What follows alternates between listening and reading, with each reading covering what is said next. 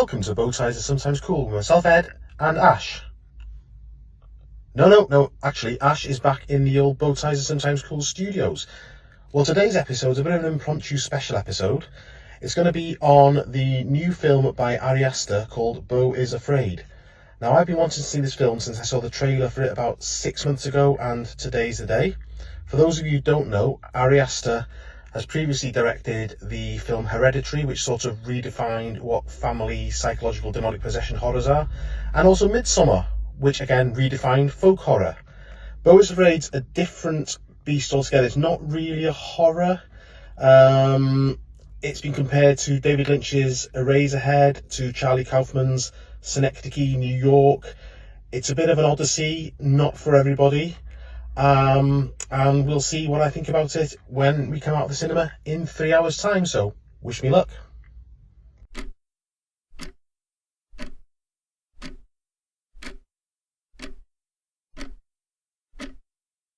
So that was Beau is Afraid. A lot to unpack, to be absolutely honest. Anxiety inducing. It's like almost like being inside someone else's nightmare. Getting a massive thumbs down from Mrs. W. I don't think I've ever seen anything like it before. It's a film of many parts with many things happening in it. It's not billed as a horror, but it's actually I found it more frightening than Ari Aster's other two films, which were a lot more straightforward. This hasn't got the whimsy of David Lynch. It was a lot more panic-inducing, depressing, long as well. But I tell you what, back to Ash at Bowtie Studio. We'll talk about it more tomorrow.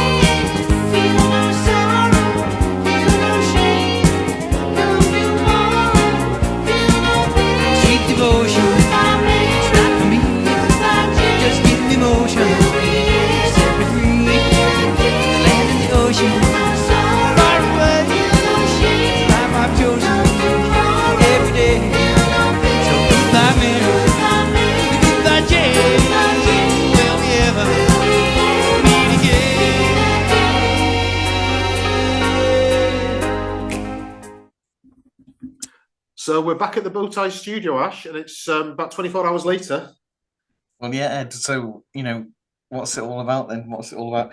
Ed's been going about this film for ages, yeah. He wanted me to go, and I said, yeah, of course I will. And then the day came, and I was like, I'm busy walking the dog that I don't own or whatever. Anyway, you went with Mrs. W.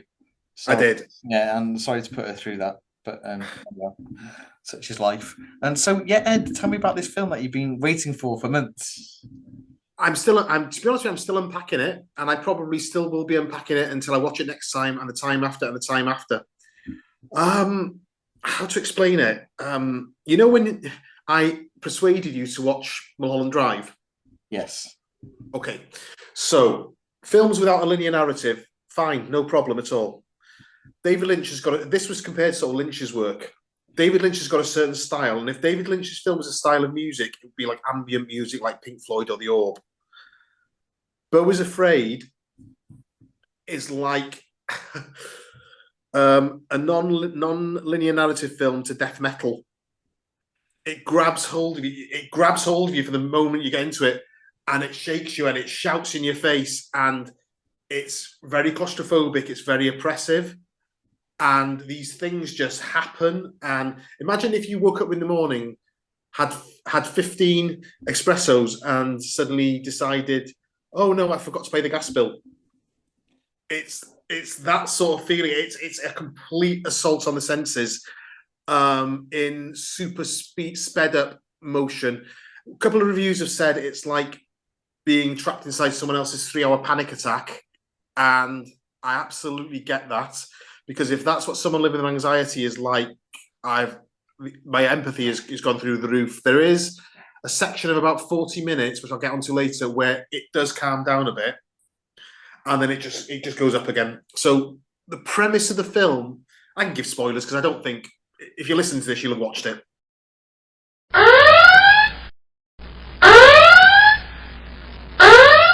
So the story is about a man called Beau Wasserman, mid 40s, 50s, paranoid, schizophrenic, depressive, living in not such a nice part of town, who is going to go home the next day to visit his mother.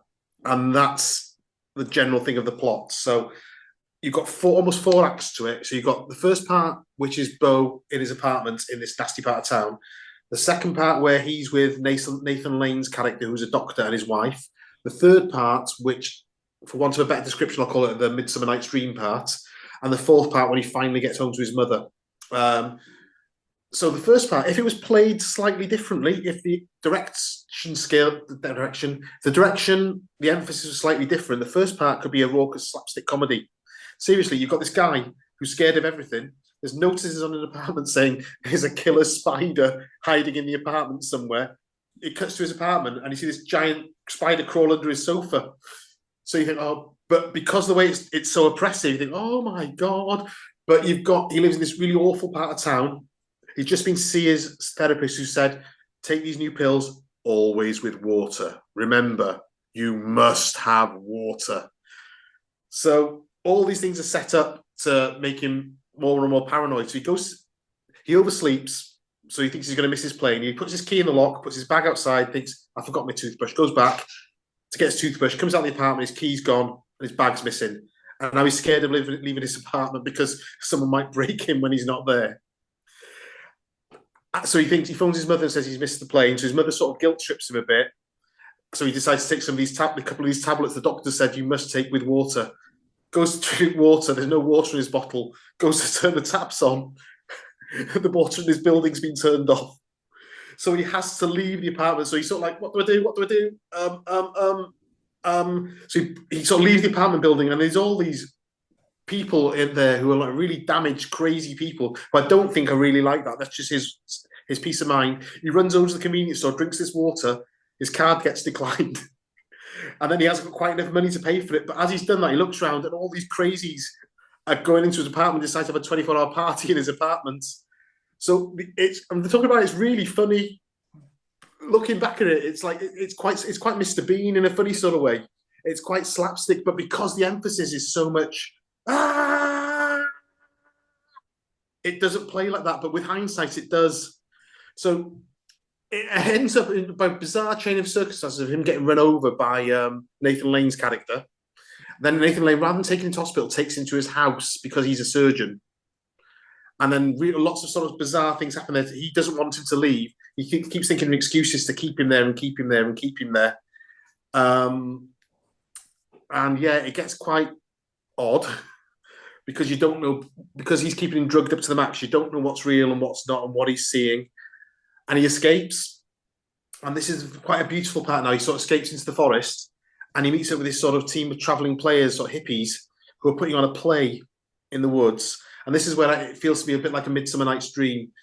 So you've got a play on the stage, but the play is the play of his life. And an actor's playing him. But then you see it from his point of view, it's almost like wish fulfillment. This would be me living my best life. And he goes into the play. And the narrator says things like, you will learn a trade. You'll become respected in your village. You will grow vegetables. You will marry a woman who loves you. You will have 3 sons. And this is really beautiful. It's sort of semi-animated.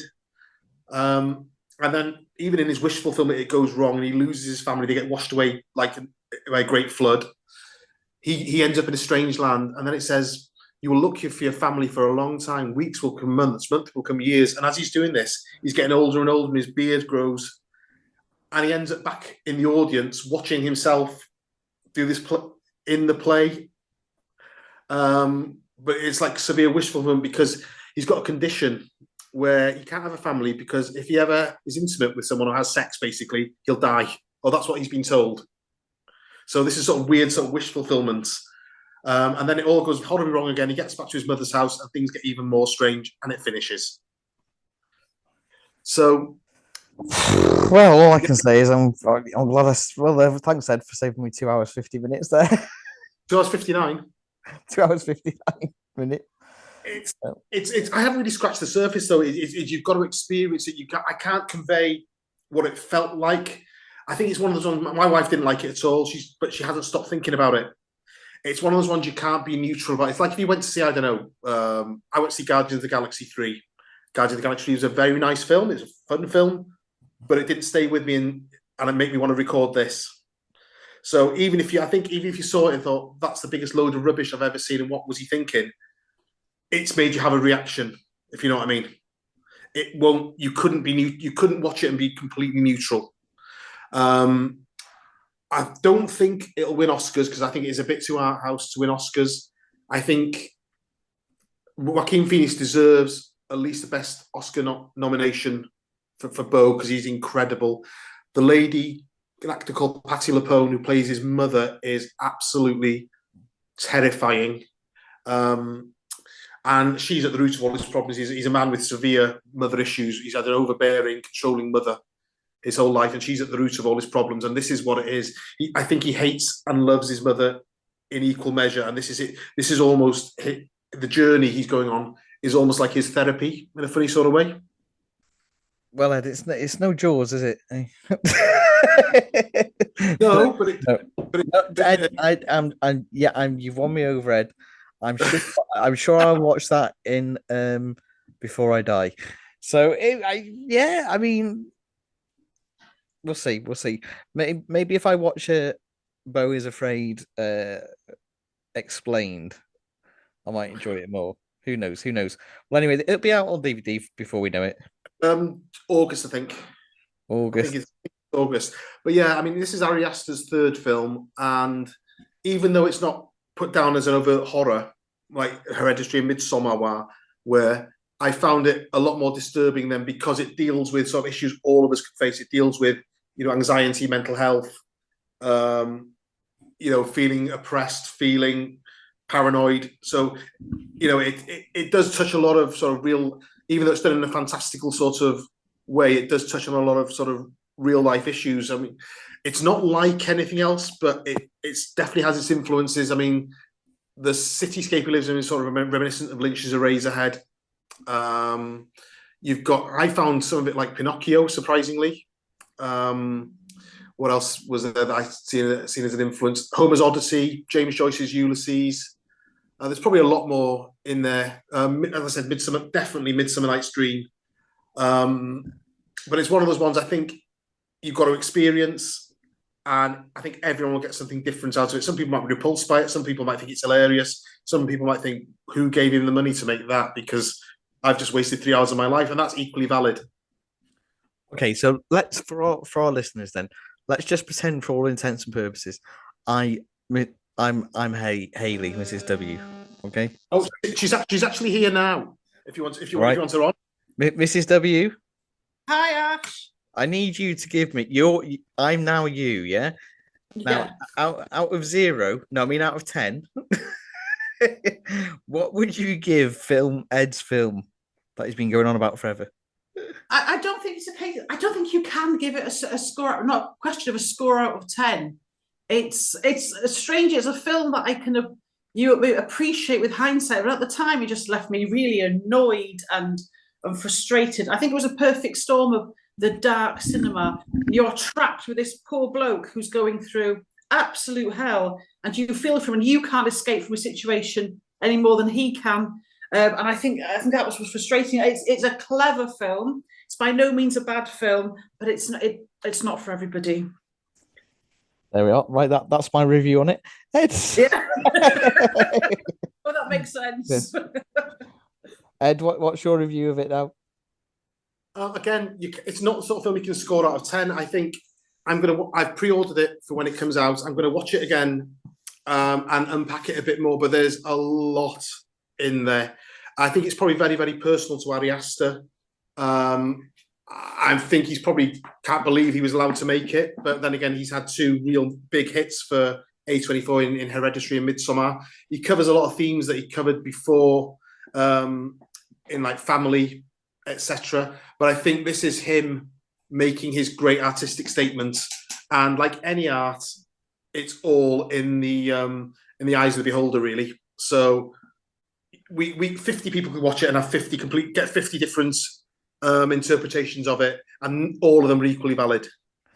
Well, sorry, Hayley, that you had to go through that. If you're still there, apologies. It's okay. I just felt should see. I like challenging cinema, but it has left me thinking. It's not a film that you can be ambivalent about. It's quite a Marmite film, but it does leave you with a lasting impression, and it does leave you thinking to the point where I'm thinking tonight, do you know, maybe I could watch that again, but I think it would have to be in my own home, or I can leave the room when I want to, when I feel, you know, completely overwhelming senses. Yeah. Yeah, I mean, I guess that's what's quite clever about it as well, isn't it? In that sort of environment, in the cinema or in the dark, you can't go anywhere. You're such a bit.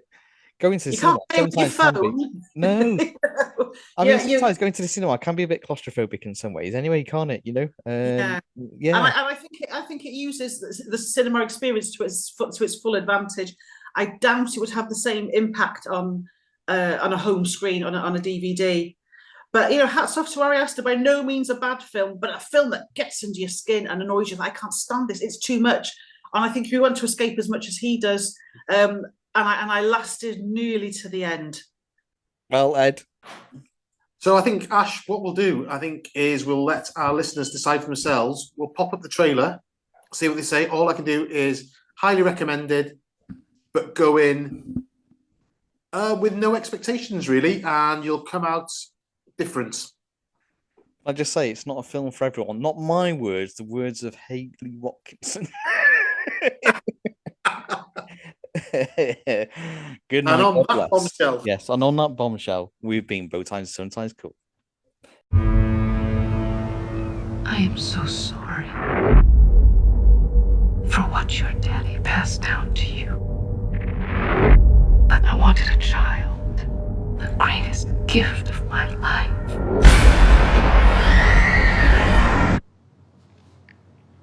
I'm visiting my mother tomorrow. Hi, Carrot. It's Mom. I'm just calling to say that I'm so excited to see you tomorrow. You're my angel, and I love you. Okay. I love you. Okay, bye, sweetie. I love you. Are you at the airport? I'm on my way. It's not safe, is it? What do you think I should do? I'm sure you'll do the right thing, sweetheart.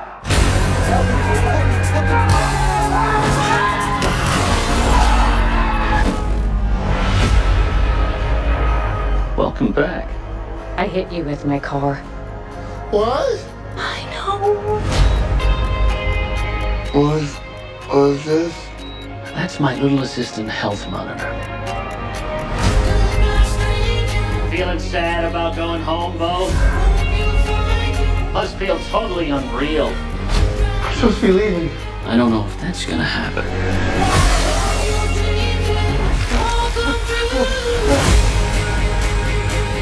You will walk many miles. Dozens will become hundreds. Hundreds will become thousands. Your adventures will continue for years and years. I just need to get home. I know.